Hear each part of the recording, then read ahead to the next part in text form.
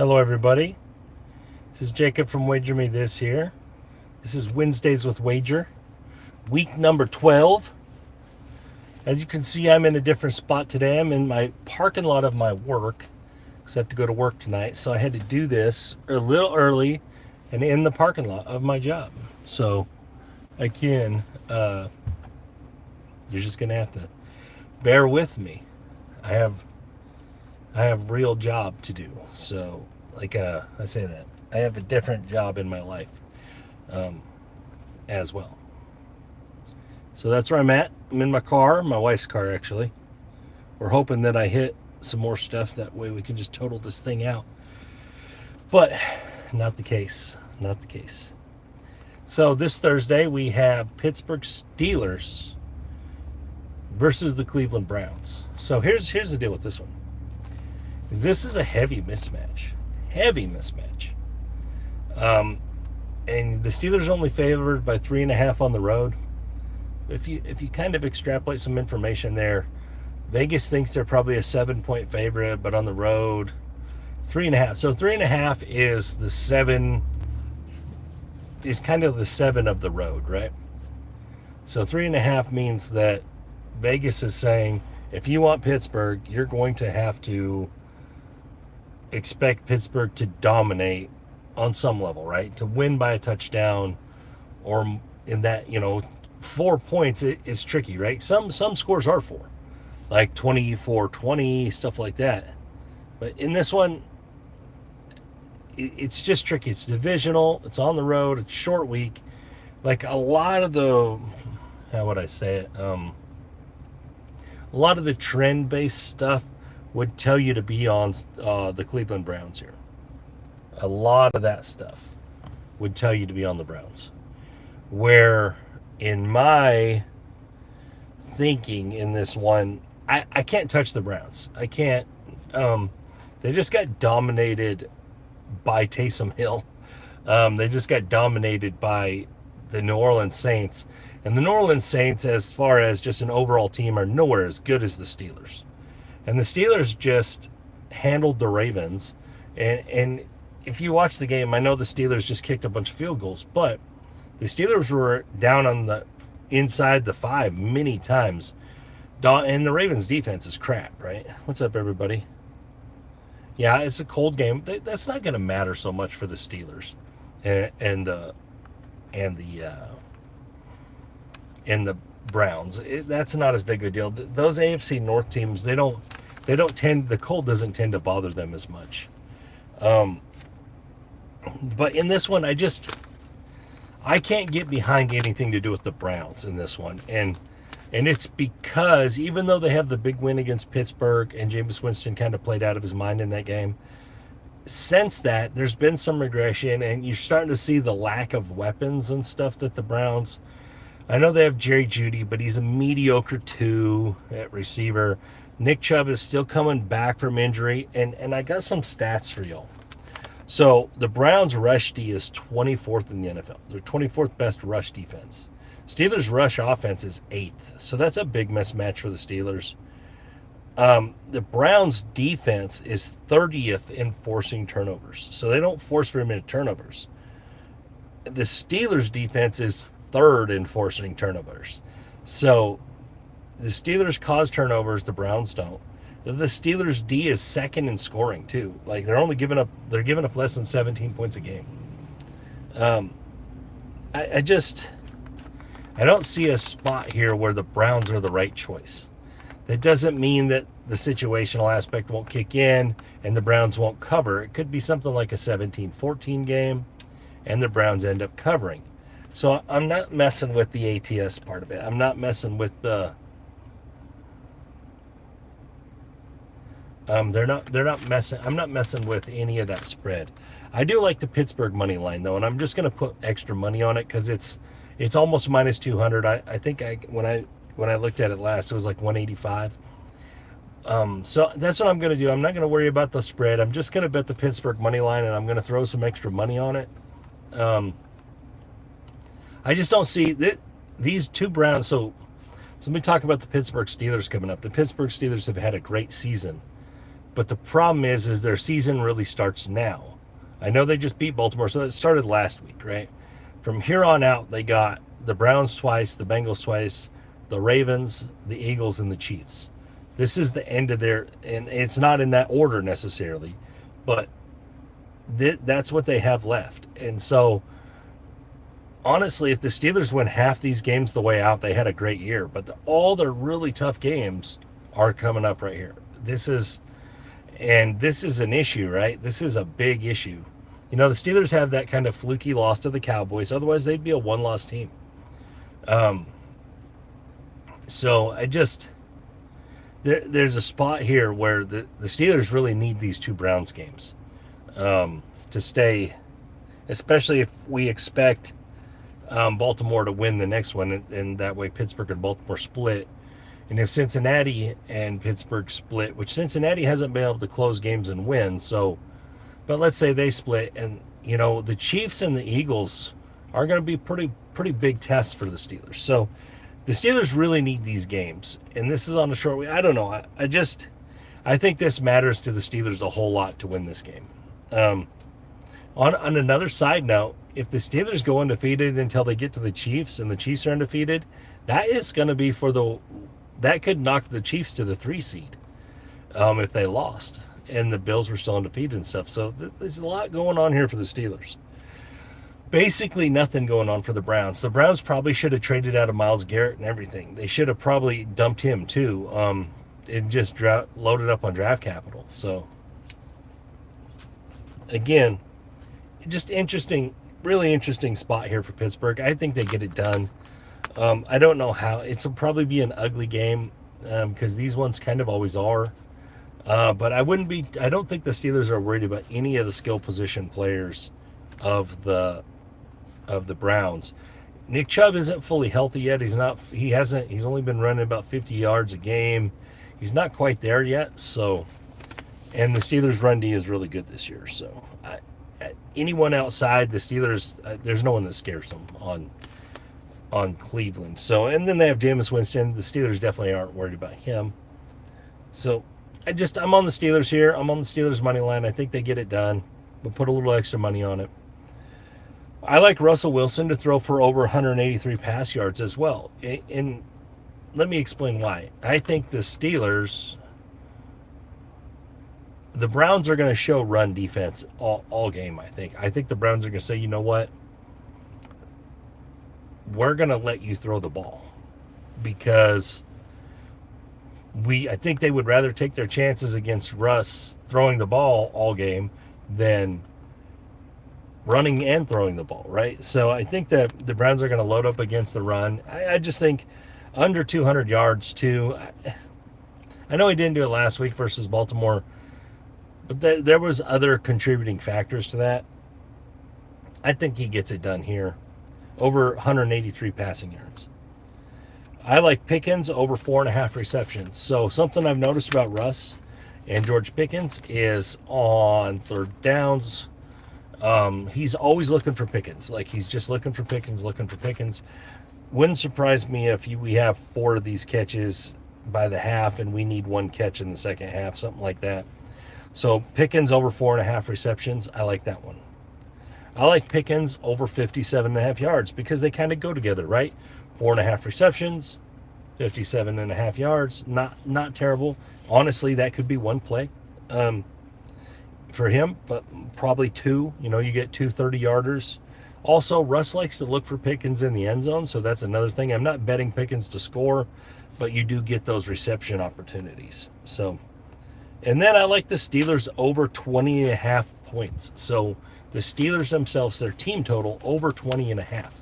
And the reason I like this is because I don't think the Browns can hold them under 3 touchdowns. I think that the Steelers can score 3 touchdowns on the Browns.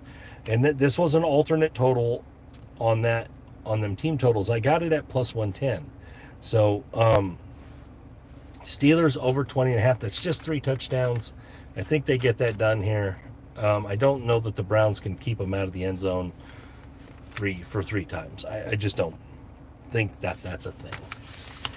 All right, so just to recap, I like the Steelers money line. I'm going to put 2 or more units on it. I like Russell Wilson over 183.5 passing yards. I like Pickens over 4.5 receptions. I like Pickens over 57.5 yards. And I like the Steelers team total, their personal total, over 20.5. So that's where I'm at on that game. I actually think that's I actually think this is a real easy handicap. I don't think this one's tough. All right, let's go to the Sunday matchups. Believe it or not, just for straight picks here, I didn't find a lot, but there's one that I really like. But just overall, I didn't find a ton. They have the Chiefs at minus 11.5. I'm not laying 11.5 with the Chiefs, even against Carolina. You know, I'm just not. I'm a big number. I'm not laying that number with the Chiefs. But I'm not taking it with Carolina either. So, but I did go to that game, and I like KC and Carolina under 42.5. The reason I like that under 42.5 is, first of all, I don't expect the Chiefs to score 42. I also don't expect Carolina to score very much. So with Bryce Young in there, I just don't think he's going to be able to handle the Chiefs' defense. He's not Josh Allen. You know, he's not one of those guys. The Chiefs are going to just really give him problems and confuse him and just make it tough on him. So I like the under there. I think the Chiefs probably score 28. Carolina probably scores 10. I don't know, 13 maybe. I know that's still 1 point there. I don't think we get much out of Carolina. I think the Chiefs still do what they do and just do enough to win. So I like the Chiefs and Carolina under 42.5. Dallas and Washington, I like over 45.5. Now the only thing that could change this one is if Dallas decides to go with Trey Lance. If Dallas decides to go with Trey Lance right before this game, or we hear that, I'm not going to bet this as an over. But as of right now, being Cooper Rush, you know, he threw for like 350 passing yards last game. I like him to at least score some points like he did against Houston, 10, 13, something. And I think Washington will get back on track here against Dallas and have a big game. Probably get in the 30s, 35, something like that. I think they'll have a whole bunch of scores. So I like Dallas and Washington over 45.5. I'm going to save my favorite play of Sunday for the last year, but I like Minnesota minus 3.5 versus Chicago. This is more a bet against Chicago than it is for Minnesota because Chicago's defense is good, and this game could be 13-6 or something. But I just don't expect the Chicago offense to manufacture any points. So 3.5 isn't a lot to lay on the road for Minnesota. I think this game is kind of some weird, ugly number, 18-9 or something like that. But I think Minnesota gets this done and they get the cover. All right. My favorite ATS play of the week is Detroit minus 7.5 versus Indianapolis. A couple things here is I know they're on the road, but they're going to a dome. Detroit is awesome in their dome. They're going to be, I imagine most of the Indianapolis fans are Detroit fans this year since they're not too far from each other. And I think this is just going to be another mauling by the Lions. I don't think Indianapolis will have anything that they can do about this game. It's going to be another. I mean, it wouldn't surprise me if they go for 50 again. Detroit is just on fire. 7.5 isn't enough. I have no idea how this one isn't over 10, but the Chiefs is. This is a weird line. I think Detroit absolutely mauls the Indianapolis Colts, and I think we see Anthony Richardson come back to earth, not have such a good game. He'll come back to earth in this one, I believe. But that's my favorite play. So I'm going to end up with 3 units on Detroit here, minus the 7.5. They're going to be in a bunch of my teasers. There's just a lot about Detroit. What's up, Big Kuna? There's a lot about Detroit that I like here, a whole bunch, and that's where I'm going with this one. I think that they're the best play of the week. Detroit minus 7.5. I know they're on the road, but they're on the road in a dome. It's not at Lambeau or something like that against a Colts team that doesn't have anywhere near the talent. So I like Detroit. I like Detroit big. Let's go over to some interception props because that's something I've been looking at this week. I thought there was a bunch of good spots for interception props. So I like Bryce Young to throw a pick versus Kansas City. I like Tommy DeVito, that's going to start for the Giants, to throw one against Tampa Bay. Tampa Bay's coming off a bye. They were almost one of my favorite plays, but they're still all banged up, and Tommy DeVito could inject some injured player theory type stuff in there. So I'm not going to play Tampa Bay, but I do think DeVito throws a pick. Will Levis versus Houston. I just expect Will Levis to throw an interception basically every game. And then Richardson versus Detroit. I think he gets it done for us this week. I know the Discord guys, I bet him last week and he didn't get it done against the Jets, but I think he throws one to Detroit, or 2 or 3 or 4 to Detroit here. And Jordan Love versus 49ers. Jordan Love, he puts the ball in harm's way quite a bit. He throws the ball a lot. This one is in Green Bay. It's going to be cold up there, but 49ers Green Bay is kind of a rivalry. I think he throws one to San Francisco. Love's one of those guys where he still wins the game if he throws a pick. So he takes those chances. So just to recap my favorite interception props here: Bryce Young, Tommy DeVito, which is New York Giants, Will Levis, Anthony Richardson, and Jordan Love. I think all those guys throw a pick this week. Again, this is an easier bet to win because you could probably just throw spaghetti against the wall here and hit an interception prop. I mean, I think Mahomes has only had one game where he didn't throw a pick. Josh Allen started to throw interceptions again. Not like he's thrown a lot, but he's on, even the good ones throw picks. Stafford throws picks. Aaron Rodgers has thrown a bunch of picks. Even the great quarterbacks throw interceptions. So it's not a hard bet to win, but those are my favorite ones. That's where my money will be at. And then the teaser plays, there's actually a ton of teaser spots this week, especially Wong teaser spots. So let's just go through them. Denver minus 5.5. Guys, anymore I'm considering 5 a teaser spot to tease down, because I think Vegas puts those numbers at 5 so you won't tease them. I'm gonna. Denver minus 5.5, tease down through the 0. Tampa Bay minus 6, tease down to a pick. I like Miami minus 8, tease down to minus 2. Houston minus 8, tease down to minus 2. Detroit minus 7.5. Again, this is the best teaser play. I don't know how Houston and Miami are laying 8 and Detroit's only laying 7.5. That don't make no sense. But Detroit minus 7.5, teased down to 1.5. And then the 49ers plus 2.5, teased up to plus 8.5 versus Green Bay. I expect that game to stay pretty close.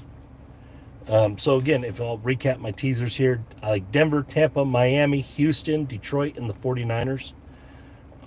So those are the teaser plays that I like. As far as some other things, I want to talk about something that I think has some value this week, and this is a money line parlay. I think there's a 3-leg money line parlay that is a good spot, and you're going to be able to take the 3 better teams in each case versus 3 really pretty bad teams. And I think this is a win without having to lay these points. So Denver, Tampa, and Minnesota, I think you can pair up in a 3-leg money line parlay. They're playing the Raiders, the Giants, and the Bears. Now I think Denver, Tampa, and Minnesota, pair them up in a 3-leg money line parlay. I think this is a win. Now I know people are like, well, what about Detroit? What about KC? Well, yeah, you could do them, but they're like minus 700, and so there's no value in that. You have to outweigh that value first. And so in these ones, the value is not so bad. And so when you put 3 of them together, you're going to get a good return. And that's the idea here. That's what we're looking at, is we're not having to lay these points, but we're getting a good return on a parlay. And that's where I'm at with this one. So there you go. So my money line parlay is Denver, Tampa, Minnesota. And I think it's a good one. I'll probably have more than one unit on that. I trust that those 3 teams are all pushing for playoff spots. They're all trying to win. Denver did Tampa a big favor by beating Atlanta. So there you go. I just think that's a good spot to be in. If you guys have any questions, please let me know. I'm going to have to go into work pretty soon. But let me know if you have any thoughts on any other games or whatever. We'll talk about it.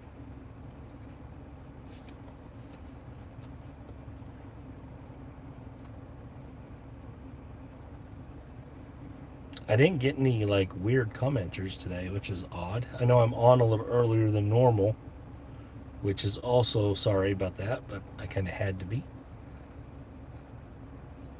Anyone have anything they want to talk about? Any game they want to talk about? Let me know. I know I didn't talk much about the Sunday game or anything here. The Sunday game's a good one. So that'll be a lot of fun.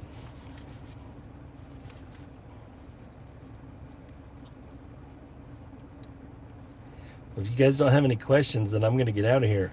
Appreciate your guys' time and watching me and doing all that good stuff.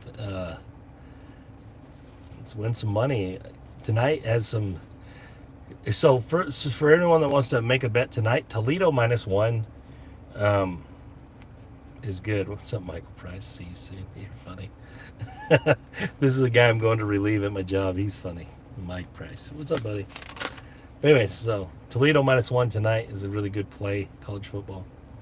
You guys have a good night. This is Jacob from Wager Me This.